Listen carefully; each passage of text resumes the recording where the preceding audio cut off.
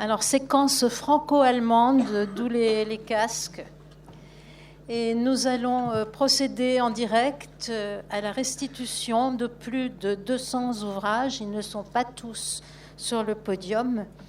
Aux héritières du grand avocat et homme politique de gauche Henri Torres, dont la bibliothèque a été pillée alors qu'il avait trouvé refuge aux États-Unis en passant par le Maroc, le Brésil et je crois aussi le Portugal. Henri Torres était un amoureux de la littérature, ami de nombreux écrivains, lui-même auteur et scénariste. Il a été député avant la guerre, il a été sénateur après la libération dans le parti du général de Gaulle. Il était titulaire de la Croix de guerre et de la médaille militaire puisqu'il avait fait la guerre de 14, ce qui ne l'a pas empêché, bien au contraire, d'être la cible des persécutions antisémites puisque sa notoriété l'avait désigné en première ligne. Alors pour évoquer la personne d'Henri Torres, nous avons ses descendantes, ses héritières.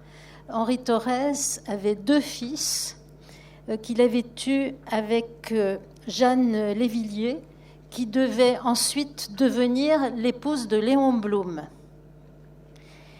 L'un de ses fils, Georges, était engagé dans la 2e DB et il est décédé dans les combats de la Libération. Il avait une fille, Dominique Torres, dont la mère était également très connue puisqu'il s'agissait de Teresca Torres, qui était une résistante, une grande résistance. Elle était à Londres avec le général de Gaulle. Et d'ailleurs, par parenthèse, elle a écrit un très beau livre qui s'appelle « Une Française libre » que je vous conseille. Madame Dominique Torres n'a pas pu être parmi nous. C'est de notre faute. Nous l'avons prévenue trop tard. Elle avait déjà d'autres engagements. Mais elle va nous parler en vidéo. Et j'ai à côté de moi Madame Mamet, Madame Catherine Mamet, qui est la descendante de l'autre fils de Henri Torres, son fils Jean, et la compagne de Daniel, fils de Jean. Et elle vient ici pour honorer non seulement la mémoire d'Henri Torres, mais aussi celle de son compagnon Daniel. Et elle a bien voulu venir en voiture et elle repartira avec les 250 ouvrages. On lui donnera la parole tout à l'heure, mais peut-être au moment de la restitution, comme vous voulez. Donc si on peut lancer la vidéo de Madame Dominique Torres, s'il vous plaît. Qui était mon grand-père Henri Torres? D'abord, c'était un grand avocat, on dit un orateur éblouissant. On le voit sur l'affiche en 1941, l'affiche antisémite de la fameuse exposition « Les Juifs et la France » en premier plan.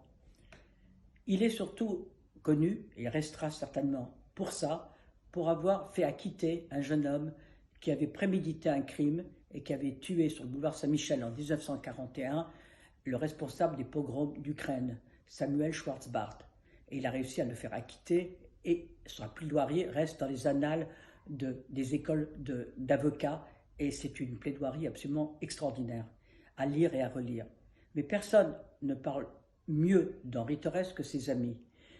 Robert Badinter, il est le personnage principal de son livre « L'exécution » et Joseph Kessel a écrit des pages admirables sur lui et dans une introduction du livre d'Henri, « Les procès hors série », et surtout, il est aussi le personnage de son livre « Le Tour du malheur ».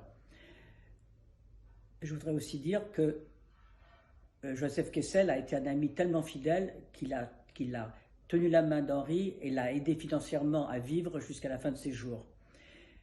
Je profite de toute cette occasion pour vous remercier tous pour le travail extraordinaire qui a été fait en ramenant tous ces livres à la maison. C'est d'une importance capitale sur le principe. Bien sûr que vous l'avez fait d'ailleurs pour ça, pour le principe. Ce n'est pas forcément la qualité des livres qui se trouvaient là, ce jour-là, qui est important, comme le fait d'avoir passé tout ce temps pour essayer de les rechercher et de les ramener là où ils devaient être. Et c'est un acte de justice et je suis vraiment désolée de ne pas pouvoir être avec vous aujourd'hui. Mais en tout cas, je vous remercie vraiment du fond du cœur. Voilà. Alors, nous avons choisi à la CIVS d'évoquer le cas d'Henri Torres pour plusieurs raisons, mais nous voulions montrer que si les tableaux occupent généralement le devant de la scène médiatique et les cas précédents concernaient des œuvres d'art, d'autres biens culturels ont fait l'objet de la convoitise des nazis ou simplement de leur négligence parce que beaucoup ont été détruits. Alors, on a parlé ces temps-ci des instruments de musique, mais il y a aussi les livres.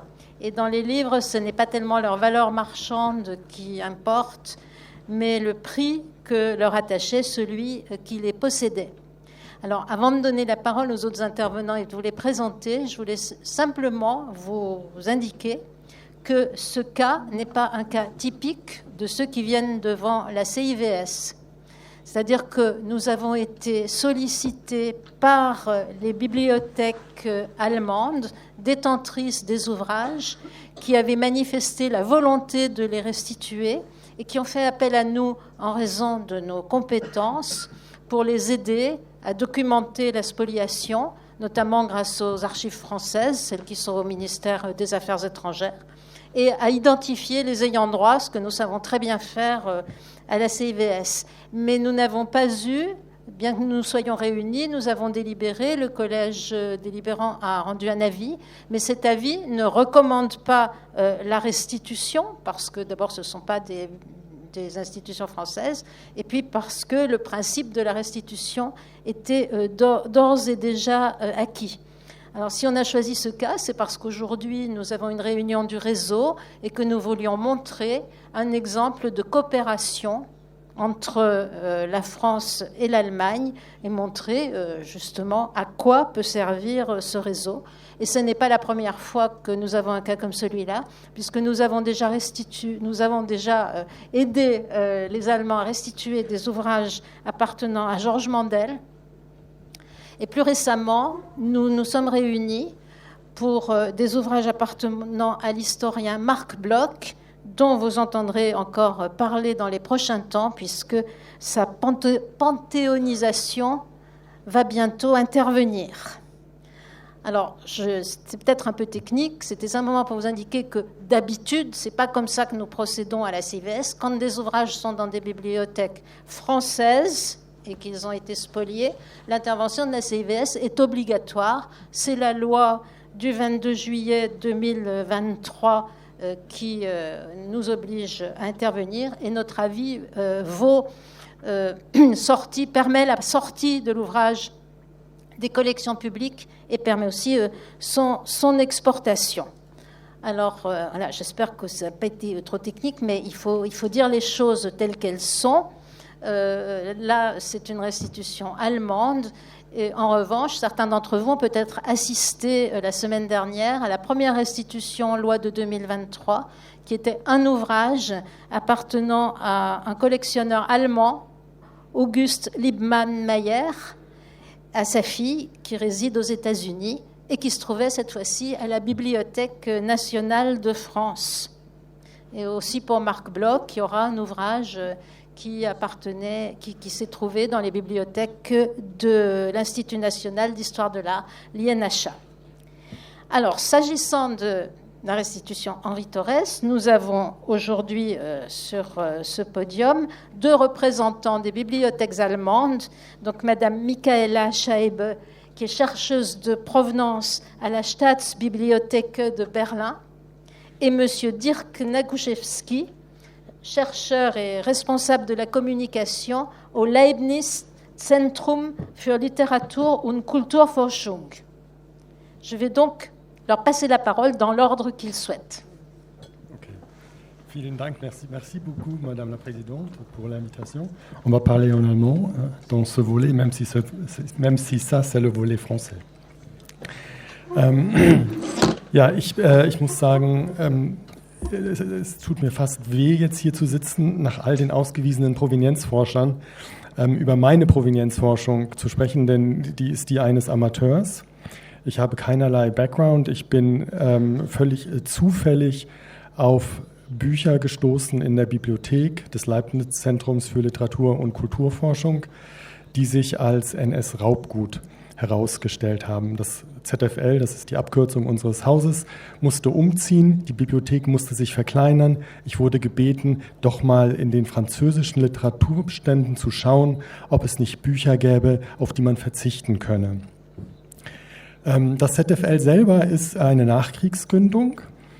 Es gab nie wirklich Anlass und Grund, genauer zu schauen, wo die Bücher herkamen. Es gab keinen Anlass, es gab keinen Verdacht. Und als ich die Regale durchging, fielen mir Bücher, vielleicht können wir noch mal das Bild mit den Büchern sehen, fielen mir Bücher in die Augen, wo ich dachte, das sind die Bücher oben rechts, das sind ehemals Bücher aus unserer Bibliothek, die standen dort neben modernen Büchern, gebundenen Büchern und ich habe gedacht, ja, was ist das? Die Bücher sind zum großen Teil nicht einmal aufgeschnitten gewesen. Das heißt, sind 100 Jahre alt circa und haben nie einen Leser gefunden. Ich habe die Bücher dann erstmal zur Seite gestellt, war aber neugierig, habe reingeguckt und dann doch gemerkt, Moment mal, ist ja interessant, hier gibt es ganz viele Widmungen. Dann habe ich angefangen zu recherchieren, habe gesehen, mehrere Widmungsexemplare Henri Torres, auch andere, und habe angefangen, also weiter zu recherchieren und bin dann auch in 0,nix auf eine Seite gestoßen mit Informationen zu Henri Torres und dass es sich bei diesen Büchern eben um NS-Raubgut handelt. Das lässt sich lokalisieren bei uns. Der Eingang der Bücher fand 1979 statt. Sie sind aus der Staatsbibliothek bzw. einer Institution gekommen, die mit der Staatsbibliothek in enger Verbindung steht. In diesem Konvolut befinden sich auch noch weitere interessante Widmungsexemplare, unter anderem an Laura Dreyfus-Barney, an Victor Marguerite, an Jacques Bernheim Darnetal, die Emigranten Erich Stern, ein Psychologe, Bruno Cassira, der Verleger. Also da gibt es, glaube ich, noch interessante Spuren zu verfolgen. Ich möchte einen Punkt noch nennen. Ich finde es auch, ich begrüße sehr, dass es hier um die Nachfahren geht. Ich finde, dass dieser Fund auch für mich ein Interesse ausgelöst hat an Henri Torres, was gar nicht so gestillt werden kann. Es gibt keine Biografie zu Henri Torres und wenn man allein die Widmungen anschaut, die nämlich auf ein ganz komplexes, vielfältiges Netzwerk von Personen hindeuten, mit denen er in Verbindung stand, dann könnte man allein darüber, glaube ich, einen ganz wesentlichen, durchaus glamourösen, politisch interessanten Charakter darstellen. Und damit will ich abgeben direkt an Michaela Scheibe. Ja, dann mache ich doch gleich weiter mit dem Lob der Kooperation, die sich in diesem Projekt ja gleich in mehrfacher Weise als eben wirklich der einzige Weg, wie man in der Provenienzforschung vorankommen kann, hier demonstriert. Einmal ist es natürlich die Kooperation mit der französischen Seite, über die wird gleich noch gesprochen werden, aber es ist eben hier auch wirklich die Kooperation unter den deutschen Bibliotheken. Wir beide sitzen jetzt hier für 2 Bibliotheken, die an dieser Restitution beteiligt sind. Es gibt aber 3 weitere, die jetzt heute hier nicht dabei sein können. Und das ist eben eigentlich das, womit wir sehr gut vorankommen können, auch mit dem Wunsch, Restitutionsverfahren doch zu beschleunigen, dass eben eine Bibliothek bei uns dann sozusagen die Koordination übernimmt. Die Kollegen hatten auch durchaus Abstimmungsarbeit natürlich in ihren Häusern, weil wir haben ja schon gehört, in Deutschland ist das Verfahren eben das, dass die Einrichtungen die Recherchen betreiben und die Einrichtungen auch entscheiden, ob sie eine Restitution vornehmen möchten oder nicht, beziehungsweise das noch mit ihren Trägern klären. Die Staatsbibliothek tut das natürlich nicht, sondern wir klären das mit der Stiftung Preußischer Kulturbesitz, unserer Dachorganisation. Aber hier sitzen im Grunde 5 Bibliotheken geistig auch dabei, die sich jetzt geeinigt haben, dass wir diese Restitution möchten. Und ich denke mal auch im Sinne der Familien, auf die wir wir dann proaktiv zugehen, ist es eben viel, viel besser bei einer Massenware, die das Buch halt nun mal darstellt und bei diesen extremen Verteilprozessen, die wir bei Büchern beobachten, dass wir uns eben vorher abstimmen, dass wir sammeln, und in diesem Fall ist es wirklich eine beeindruckende Sammlung geworden mit 221 Büchern, die wir finden konnten, und dann auf die Erben zugehen, sodass das eben auch nicht so, jeder findet ein Buch und meldet sich bei der Familie. Das ist wahrscheinlich nicht das beste Verfahren. Und hier beweist sich auch nochmal, wie wichtig übergreifende Rechercheprojekte sind. Also ich muss doch das Deutsche Zentrum Kulturgutverluste hier sehr loben, das für die Finanzierung deutscher Projekte entscheidend ist, und es gab inzwischen wirklich flächendeckend auch in Deutschland Projekte an Bibliotheken. Bei uns in der Staatsbibliothek gab es inzwischen schon 3 übergreifende Forschungsprojekte. Eines eben zu der Zentralstelle für wissenschaftliche Altbestände, die Herr Nagoszewski schon angesprochen hat, und die nach 1945 für die Verteilung von Bibliotheksgut in der DDR verantwortlich zeichnet, in einer sehr interessanten Schlüsselrolle. Und dieses Forschungsprojekt war im Grunde hat die Grundlagen geliefert, dass die verschiedenen Bibliotheken, die jetzt diese Bücher gefunden haben, so wie es Herr Nagoszewski gerade sehr eindrucksvoll beschrieben hat, eventuell gar nicht wussten, was das ist, doch sehr schnell an Daten kamen, worum es sich handelt, und wir dann die Netzwerke genutzt haben, um uns eben auf eine gemeinsame Restitution zu einigen. Damit würde ich mit dem Lob der Kooperation, was nämlich den zweiten Teil, der immer sehr schwierig ist, an der Vorbereitung einer Restitution weitergeben eigentlich schon, dass man nämlich tatsächlich die Erben findet, also die Berechtigten wirklich findet. Und das ist oft das, woran bei uns Verfahren hängen, weil wir eine systematische Recherche sehr wohl in vielen Bibliotheken betreiben und betrieben haben und viele Ergebnisse zusammengetragen haben, aber es natürlich auch immer wieder, es gibt die Bücher, die keine Merkmale haben, da wissen wir gar nicht, wo wir hin recherchieren sollten, aber es gibt die Bücher mit den Merkmalen, wo wir eigentlich wissen, wem sie geraubt wurden, aber wir wissen noch lange nicht, wem sie zurückzugeben sind. Und da kommt der Kollege Herr Sivi von der SIFS ins Spiel, der uns gerade in diesem Fall hier sehr unterstützt hat. Dankeschön. Merci. Donc l'aide que nous avons apportée, c'est celle de la CIVS sur les ayants droit, mais les biens, quand il s'agit de restitution de biens culturels, l'instruction des dossiers en France est bicéphale, elle se fait par 2 organismes. C'est pour ça que nous avons ici David Zivi, qui est le chef de la mission de recherche et de restitution des biens spoliés au ministère de la Culture. Et donc c'est à lui que nous avons envoyé ce dossier en premier lieu, pour qu'il se livre à des investigations dont il va nous résumer l'essentiel et peut-être élargir sur la manière dont nous gérons plus largement chez nous les livres dans les bibliothèques dont la provenance est peut-être suspecte. Oui, merci. Merci. Bonjour à toutes et à tous. Oui, donc je représente le ministère de la Culture et une équipe de 6 chercheurs et 2 chercheurs qui travaillons avec nous de façon plus ponctuelle, dont certains sont ici dans la salle. Donc nous n'avons pas travaillé sur la recherche des ayants droit, mais comme l'a dit la présidente de la CIVS, nous sommes mandatés par la CIVS régulièrement pour aller faire des recherches lorsqu'il y a une demande ou une demande d'aide, comme c'était le cas ici. En l'occurrence, c'était assez simple parce que la recherche a été faite sur les livres par les bibliothèques en Allemagne. Il y avait ces dédicaces essentiellement à Henri Torres. Et donc, de notre côté, il fallait essayer d'en savoir un peu plus sur la spoliation et sur les traces de la spoliation et les traces archivistiques de la spoliation qui a eu lieu en France, et essayer d'en trouver confirmation, même si on n'avait pas de doute et que l'histoire était connue d'Henri Torres. Et donc, il se trouve que ça a été aussi assez rapide parce qu'il n'y a pas beaucoup de traces dans les archives de la spoliation d'Henri Torres. On sait que son appartement a été spolié, mais il n'y a pas eu de dossier, comme d'autres familles l'ont fait, déposé après la guerre par lui lorsqu'il revient des États-Unis. Il raconte, ce qu'il n'a pas vécu directement, mais il raconte que l'appartement a été vidé, mais il n'y a pas de dossier à la commission de récupération artistique. Donc nous avons fait des recherches au ministère des Affaires étrangères, dans les archives, où se trouvent ces dossiers de la commission de récupération artistique. Et de la même façon, il n'y a pas eu de dossier déposé par la famille dans les années 50 en Allemagne fédérale pour une indemnisation.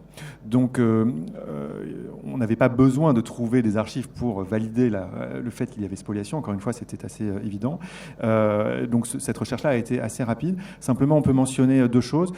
D'une part, aux Affaires étrangères, aux archives, il y avait tout de même une lettre des services français en Allemagne, 1949, je crois, 47 ou 49, envoyé à Paris, disant que dans un stock de livres trouvés à l'Office central de sécurité du Reich, à Berlin, un peu plus d'1 millier de livres français venant de France, il y avait un livre d'Henri Torres. Donc à ce moment-là, on a su qu'il y avait un livre d'Henri Torres juste après la guerre, qui a dû être peut-être un de ceux qui sont aujourd'hui restitués. Et donc, on voyait qu'il y avait une trace de recherche déjà après la guerre. Et puis, cela figure dans le programme qui a été préparé aujourd'hui. On sait que donc, l'appartement a été vidé d'Henri Torres. Et on le savait, mais des chercheurs l'ont confirmé encore récemment, de la Bibliothèque nationale de France. On sait que certains des dossiers, notamment, je crois, des dossiers de travail, des dossiers juridiques, des affaires d'Henri Torres, défendus par Henri Torres dans les années 30, avaient été prélevés, saisis, volés par un service qui avait été créé pendant l'occupation à la Bibliothèque nationale, le Centre d'histoire contemporaine, qui avait créé une bibliothèque et qui relevait d'un service plus large que l'on appelle service des sociétés secrètes, donc avec l'idée de récupérer des biens de gens qui étaient considérés comme des ennemis du régime de Vichy. Voilà, donc cette recherche était dans ce cas-là assez simple, puisqu'on savait déjà beaucoup de choses d'Henri Torres. Et quelques mots supplémentaires simplement pour en effet évoquer la recherche qui est menée aujourd'hui dans les bibliothèques en France et par des collègues dont certains sont ici de plusieurs bibliothèques. Le travail a commencé en Allemagne, je crois que vous disiez, on en parlait il y a 20-25 ans de façon très importante, donc c'est un modèle que nous suivons. Le travail ici en France dans les bibliothèques pour repérer un peu de la même façon des livres les livres spoliés qui auraient été déposés dans les bibliothèques après la guerre ou vendus à des bibliothèques après la guerre. Ce travail a commencé il y a un peu moins de 10 ans. Je vois Martine Poulain, qui est l'historienne et bibliothécaire, qui a travaillé sur cette question, qui a publié une somme importante sur la question en 2008, et plusieurs bibliothécaires qui sont ici, à la bibliothèque de la Sorbonne, à la bibliothèque nationale, à la bibliothèque de l'Institut national d'histoire de l'art, à la bibliothèque je vais vexer des gens si j'en oublie, Forney, à la ville de Paris, la bibliothèque municipale de Lyon, la bibliothèque des Languedoc, Langues et Civilisations, et puis Sainte-Geneviève, et parmi les principales, disons, ont commencé à essayer de retrouver de la même façon des livres qui sont entrés après la guerre dans les bibliothèques. On sait qu'il y a, les estimations de Martine Poulain sont entre 5 et 10 millions de livres spoliés en France uniquement. Plus d'1 million ont été retrouvés après la guerre. Beaucoup ont été restitués ou attribués à des familles, mais il en restait encore des dizaines de milliers à la fin des années 40. Et environ, selon des statuts différents, plus de 70 000, 80 000 sont entrés dans les bibliothèques, attribués ou vendus à des bibliothèques. Et ces livres ont été perdus de vue pendant très longtemps. Cette histoire a été oubliée. Et c'est seulement depuis 7, 8, 10 ans qu'un certain nombre de bibliothèques essayent de comprendre quels livres sont entrés, essayent de repérer ces livres dans les inventaires, dans les catalogues de l'époque, de la début des années 50, et essayent de repérer ces livres sur les rayonnages, dans les réserves. Et tous les livres ne s'y trouvent pas. Quand il y a eu plusieurs exemplaires d'un même livre, évidemment, il est difficile de savoir si le livre qui est entré, le livre probablement spolié, est celui qu'on a aujourd'hui. Et évidemment, tous n'ont pas de marque de provenance. Quelques centaines, quelques même milliers... oui, c'est ça à peu près. Donc, quelques centaines, presque 1 millier de livres ont une marque de provenance, un ex-libris ou une dédicace. Et encore, un ex-libris ne veut pas nécessairement dire que le nom que l'on voit dans le livre et le nom du dernier propriétaire. Le livre a pu circuler. Voilà. Donc c'est un travail qui est mené aujourd'hui par les bibliothèques, que nous accompagnons au ministère de la Culture. Comme l'a dit la présidente de la CIVS, une restitution vient d'avoir lieu à la fille du spolié. Il y a encore des enfants de spoliés, elle a 95 ans, mais elle va récupérer un livre qui avait circulé, qui avait été lu, il était coupé celui-là, il avait été lu visiblement par son propriétaire, historien de l'art, et des restitutions arrivent dans les mois qui viennent, et parfois, évidemment, il y a des livres d'un même propriétaire spolié dans certaines de bibliothèques allemandes et dans des bibliothèques françaises. Il y a un livre de Marc Bloch, comme ça a été dit à l'instant, qui va être restitué. Il y a d'autres livres de Marc Bloch dans plusieurs bibliothèques allemandes qui vont être restitués en même temps. Évidemment, les livres ont circulé.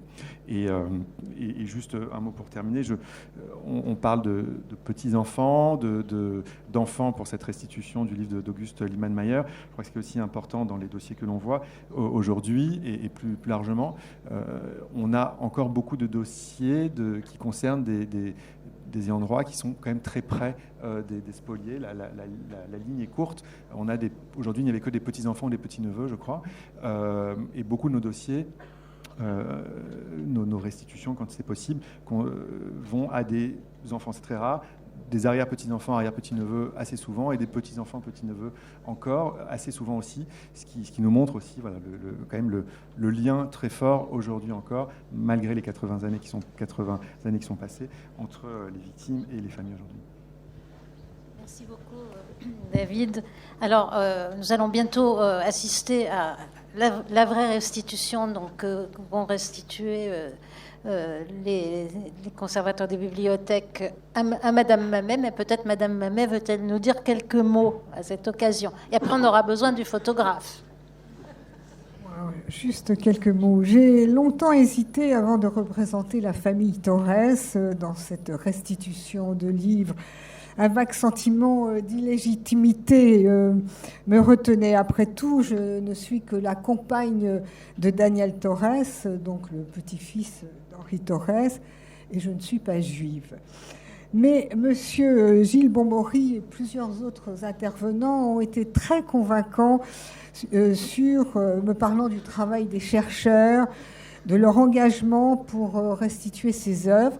Et je dois vous avouer que je ne pensais pas, avant d'assister à toutes ces prises de parole, à quel point c'était presque une enquête de détective. Et donc je suis tout à fait touchée et admirative par le travail fourni. Alors, cette restitution concerne des livres dont la valeur matérielle est modeste, d'autant que certains n'ont même pas été coupés et lus par le principal intéressé, mais une valeur symbolique qui est forte à une époque où la lecture semble menacée. Alors, d'après la liste que j'ai reçue, ces livres sont majoritairement des romans, un genre aujourd'hui un peu marginalisé au profit d'essais sur le bien-être, ou comme le remarquait déjà Gilles Deleuze, nous raconte la petite histoire personnelle et indécente de son auteur. Donc je me ferai un plaisir de découper les pages et de lire ces quelques romans.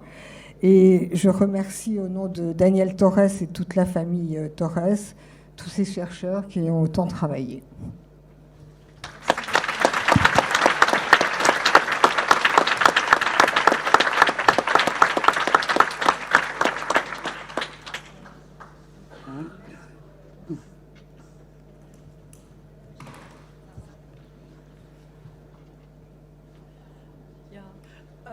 Es freut mich wirklich sehr, sehr, dass Madame Mamet heute hier sein kann.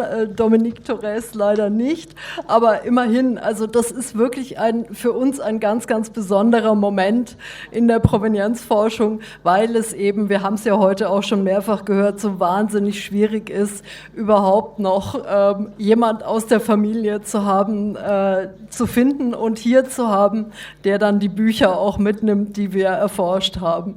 Und ich wünsche viel, viel Spaß beim Aufschneiden der Seiten und ähnlichen Aktionen. Es ist wirklich sehr, sehr schön. Danke.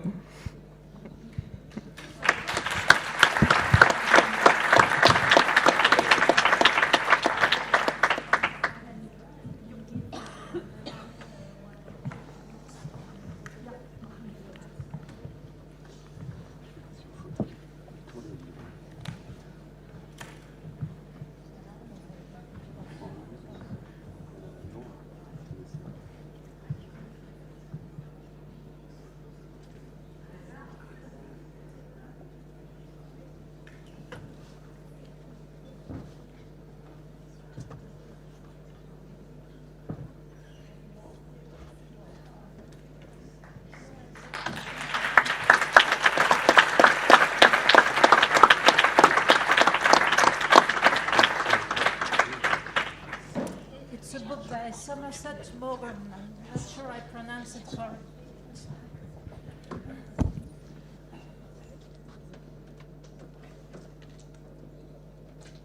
Tout à l'heure, Madame Thorez, dans la vidéo, a cité Joseph Kessel, et je crois qu'il y a 2 livres de Joseph Kessel dans la liste, donc c'était un ami d'Henri Thorez.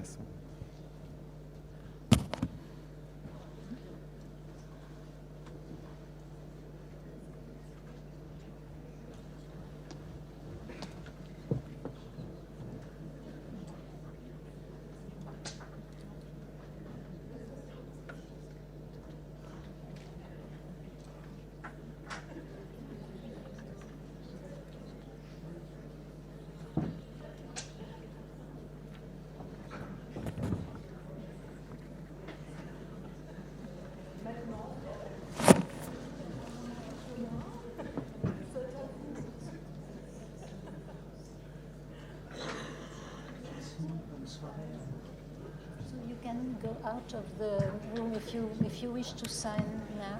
Si vous voulez signer maintenant, vous pouvez. Alors, pour ceux qui n'ont pas de bain à donner aux enfants, de dîner à préparer, vous pouvez avoir encore un peu de patience. Nous allons conclure, je vais conclure très rapidement cette belle après-midi. Et ensuite, on pourra aller boire un verre parce que je suis sûre qu'il y a beaucoup de gens qui sont frustrés. Je laisse, Madame Mamet va signer le document officiel, c'est pour ça qu'elle nous quitte. Parce que c'est très important de formaliser cette restitution. Et donc après, nous pourrons aller boire une boisson fraîche ou un café et vous pourrez poser aux intervenants les questions que vous n'avez pas pu leur poser jusqu'à présent. Alors, je voulais simplement dire quelques mots sur ce qu'on a entendu cet après-midi, qui était évidemment très émouvant. Ça, je dois dire qu'on s'y attendait. Ce que nous avons constaté, c'est la diversité des destins des personnes que nous avons, des personnes spoliées. Il y avait peut-être un échec aux idées reçues selon lesquelles les collectionneurs étaient tous de grandes familles juives. Et vous voyez qu'en fait, il y a une très grande diversité des profils, une diversité des spoliations. Il y a plusieurs formes de spoliation. Les spoliations ne sont pas toutes des vols brutaux. On a vu que ce pouvait être des ventes forcées et même un cas très particulier d'un collectionneur qui a été obligé de servir d'intermédiaire au profit des nazis. Toutes ces spoliations ont en commun qu'elles étaient pour leurs auteurs le premier pas vers l'élimination puis l'extermination de ces personnes. C'est pour ça que ce sont vraiment des spoliations.